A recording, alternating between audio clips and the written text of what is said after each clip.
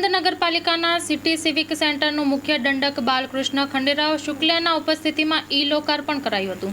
આવો જોઈએ તેનો વિસ્તૃત અહેવાલ। Story report by Nandlal Bhanushali.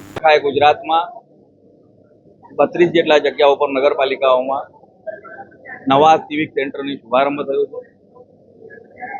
Gujarat રાજ્યના મૃદુ અને મક્કમ માનનીય મુખ્યમંત્રી શ્રી ભૂપેન્દ્રભાઈ પટેલ સાહેબ દ્વારા બાલાસિનોર ખાતેથી સિવિક સેન્ટરનું ઉદ્ઘાટન થયું। 44 કરોડના ખર્ચે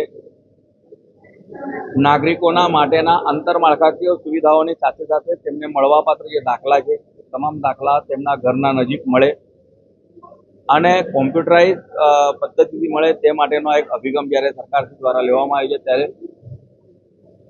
અને હવે જ્યારે આણંદ નગરપાલિકા એ મહાનગરપાલિકા થવા જઈ રહી છે અને 85 સ્ક્વેર કિલોમીટર જેટલા એરિયામાં જ્યારે આ મહાનગરપાલિકા વિસ્તારવાની છે ત્યારે 4 લાખ જેટલા નાગરિકોને સીધો સીધો ફાયદો થાય તે માટે તેને આજે આણંદ નગરપાલિકામાં પણ સિવિક સેન્ટરનું ઉદ્ઘાટન થયું છે। આપના માધ્યમથી તમામ નાગરિકોને વિનંતી કરું છું કે આપણે બધા જ આ સુવિધાઓનો લાભ લઈએ અને જે મિત્રો અહીં આવી નથી શકતા તો આપના વિસ્તારના સ્થાનિક નેતાઓને તેની જાણ કરે તો તેઓ અલગ વ્યવસ્થા ઊભી કરીને પણ તેમને દાખલા મળવાપાત્ર જે દાખલા છે તમામ દાખલાઓ પૂરતા કરી દેવા।